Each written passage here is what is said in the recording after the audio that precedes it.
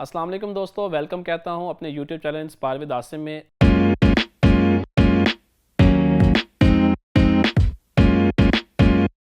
दोस्तों आज हम बात करेंगे पाकिस्तान इकोनॉमिक क्राइसिस के ऊपर।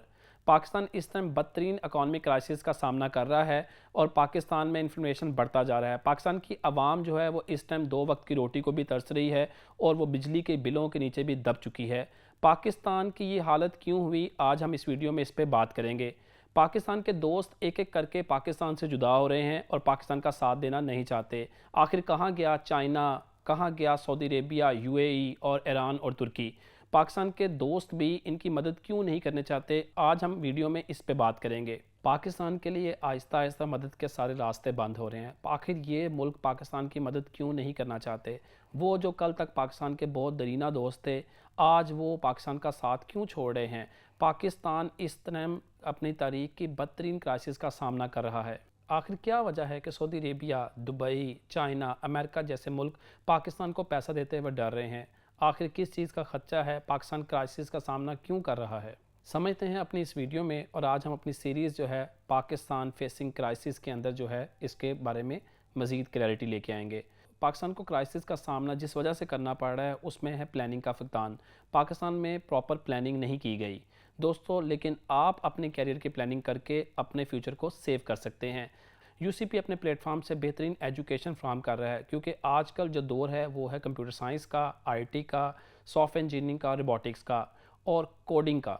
दोस्तों अगर आप बेहतरीन तालीम हासिल करना चाहते हैं, बेहतरीन इक्विपमेंट के साथ, बेहतरीन लैब्स के साथ और पर्पस बिल्ड कैंपसेस के साथ, तो अपने फ्यूचर को आज ही सिक्योर करें। आप यूसीपी का इंतखाब करें। यूसीपी के अंदर तमाम तरह फैसिलिटीज़ प्रोवाइड की जाती हैं, इसका इंफ्रास्ट्रक्चर, इसकी वेल इक्विप्ड लैब और सबसे बढ़ के आप अपने फ्यूचर को सिक्योर कर सकते हैं। दोस्तों जो भी स्टूडेंट यूसीपी के अंदर पढ़ रहे हैं, जब वो यहाँ से ग्रेजुएट होते हैं तो उनकी सक्सेस रेशो किसी भी यूनिवर्सिटीज़ के मुकाबले में सबसे ज़्यादा है। यहाँ पे जॉब सक्सेस रेशो सबसे ज़्यादा है। सिर्फ यहाँ पे तालीम ही नहीं दी जाती बल्कि यहाँ पे तालिब इल्मों का फ्यूचर भी सिक्योर किया जाता है और यहाँ पे जॉब आपको ईज़िली मिल जाती है। आप जब यहाँ पे एडमिशन लेते हैं, इनरोलमेंट करते हैं, तो उसी टाइम आपको इस चीज़ की ज़मानत दी जाती है कि आप इंशाल्लाह फ्यूचर में जॉब सिक्योर मिलेगी, आपको जॉब गारंटीड मिलेंगी। दोस्तों यूसीपी के अंदर जो कि आज के दौर के कोर्सेज़ हैं जिनमें कोडिंग है, एआई है, जिनमें रोबोटिक्स है, सॉफ्टवेयर इंजीनियरिंग है, कंप्यूटर साइंस है, इन सब के लिए बेहतरीन तालीम दी जा रही है एक्सपीरियंस फैकल्टी और वेल इक्विप्ड लैब के साथ। यूसीपी का शुमार पाकिस्तान की बेहतरीन यूनिवर्सिटीज़ में होता है और यहाँ के ग्रेजुएट इंटरनेशनल लेवल के ऊपर अपनी खिदमात दे रहे हैं और बहुत अच्छी अर्निंग कर रहे हैं। अगर आप भी चाहते हैं कि आपका बच्चा बेहतरीन फ्यूचर का हामिल हो और उसका फ्यूचर सिक्योर हो और वो अच्छी अर्निंग करे, तो आप पाकिस्तान के बेहतरीन यूनिवर्सिटी यूसीपी का इंतखाब करें। जी दोस्तों, आज की वीडियो में हम देखेंगे पाकिस्तान के इकॉनमी किस तरह बेहतर हो सकती है, पाकिस्तान को मदद मिलने के चांसेस कहाँ कहाँ से हैं और पाकिस्तान अपने रिसोर्सेज को कैसे बढ़ा सकता है। क्या पाकिस्तान के ऐसे कोई भी दोस्त बचे हैं जो पाकिस्तान की मदद कर सके और पाकिस्तान को इस क्राइसिस से बाहर निकाल सकें। जी दोस्तों, इन सब चीज़ों पे आज हम बात करेंगे। अगर आप हमारे चैनल पे नए हैं तो हमारे चैनल को लाइक करें, सब्सक्राइब करें, कमेंट्स करें ताकि इस तरह के मज़ीद वीडियोस हम आपके साथ शेयर कर सकें। जी दोस्तों, अगर आपको कोडिंग की सी भी नहीं आती और आप एक अच्छे फ्यूचर के लिए आप गामज़न हैं और आप चाहते हैं कि आपका फ्यूचर बेहतरीन हो, तो फिर आप यूसीपी का इंतखाब करें। जिनका टेक में कोई भी बैकग्राउंड नहीं है और वो आईटी फील्ड में अपना लोहा मनवाना चाहते हैं और बेहतरीन जो है जॉब हासिल करना चाहते हैं, तो फिर आप यूसीपी के ग्रेजुएट प्रोग्राम बीएससीएस के अंदर, आईटी के अंदर, कोडिंग के अंदर, एआई के अंदर, रोबोटिक्स के अंदर आप एडमिशन लेके अपना मुस्तकबिल सिक्योर कर सकते हैं। जी तो दोस्तों, आप यूसीपी के साथ एक बेहतरीन डाटा एनालिस्ट बन सकते हैं, आईटी प्रोफेशनल बन सकते हैं, सॉफ्टवेयर इंजीनियर बन सकते हैं, रोबोटिक्स स्पेशलिस्ट बन सकते हैं। जी हाँ, अगर आपने सारे असाइनमेंट्स और अपनी अटेंडेंस बेहतरीन रखी है और आप ए ग्रेड हासिल करने में कामयाब हुए हैं, तो जॉब जो है गारंटीड आपको मिलेगी और इसकी ज़मानत आपको यूसीपी देता है। जी दोस्तों, सबसे पहले हम बात करते हैं लैक ऑफ प्लानिंग की। सबसे पहले पाकिस्तान में पैसा गया कहाँ। पाकिस्तान जो है वो अपने लोगों की इमदाद के लिए, अपने क्राइसिस के लिए जो है आईएमएफ से या वर्ल्ड बैंक से लोन लेता है और इस लोन के ऊपर फिर लगता है इंटरेस्ट, और ये इंटरेस्ट चुकाने के लिए पाकिस्तान दोबारा आईएमएफ वर्ल्ड बैंक के पास जाके दोबारा लोन लेता है। मतलब कर्ज के तले कर्ज, कर्ज दर कर्ज पाकिस्तान दबा जा रहा है और ये लोन फिर चुकाया ही नहीं जाता। यानी कि हम IMF से, वर्ल्ड बैंक से कर्ज़ तो ले रहे हैं, लेकिन वो कर्ज़ के लिए भी हम मज़ीद कर्ज़ लेते हैं और वो कर्ज़ फिर हम चुका नहीं पाते। और इसका जो है बराह रास्त नुकसान जो है वो आम आवाम को होता है। आवाम जो कि इस टाइम 2 वक्त की रोटी को भी तरस रही है, जो जिसकी पहुंच से दाल, आटा, चीनी, पत्ती, इसके अलावा पेट्रोल, डीज़ल, बिजली सब कुछ महंगी हो चुकी है। और ये 2 वक्त की रोटी को पूरा करना भी पाकिस्तान में बहुत मुश्किल हुआ पड़ा है।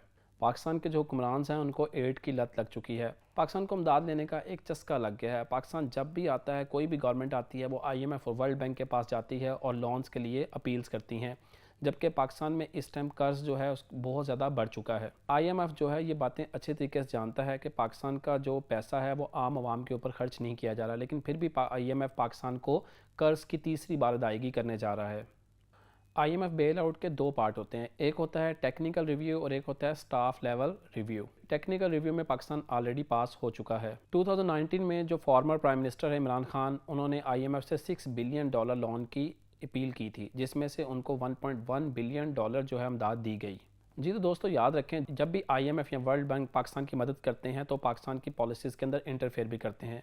वो चाहते हैं कि पाकिस्तान जो है उनकी पॉलिसीज़ के अकॉर्डिंग जो है वो इम्प्लीमेंट करे, और वो पाकिस्तान की पॉलिसीज़ के अंदर इंटरफेयर भी करते हैं। IMF ये चाहता है कि वो टैक्स अमीरों के ऊपर लगाए और गरीबों को रिलीफ दिया जाए। पाकिस्तान के जो लीडर्स हैं वो वर्ल्ड बैंक या IMF से लोन लेके सब्सिडीज़ भी देते हैं और अपनी गवर्नमेंट्स बचाने के लिए जो है वो बेशतर पैसा जो है वो पॉलिटिक्स के अंदर भी यूज़ करते हैं। IMF ये शर्त लगाता है कि जब भी हम आपको पैसा देंगे, आप रेवडी पॉलिटिक्स के अंदर जो है हमारा पैसा इन्वेस्ट नहीं करेंगे। रेवडी पॉलिटिक्स मतलब सब्सिडीज़।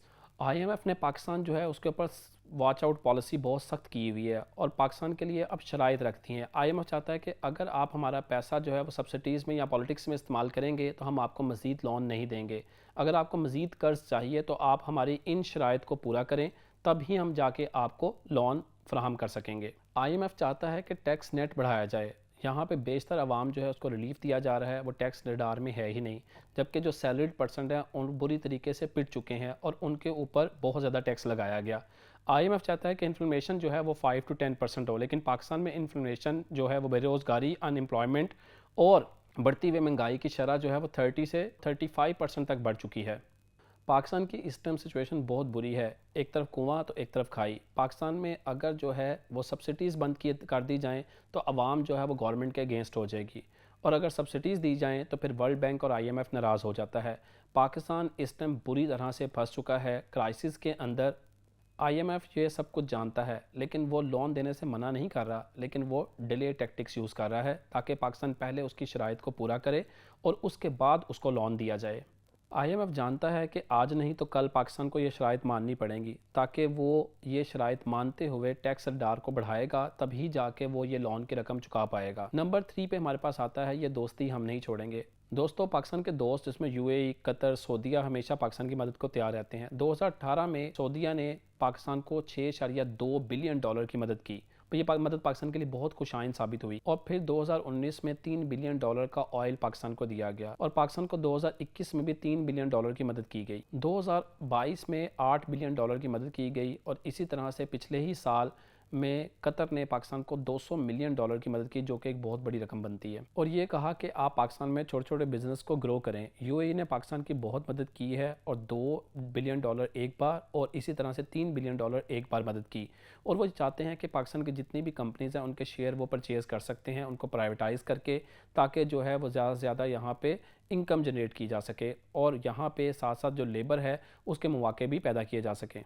इन 3 मुल्कों में सऊदीया, कतर और UAE तीनों को मिला के पाकिस्तान को जो इमदाद दी गई वो $24.6 बिलियन के करीब थी।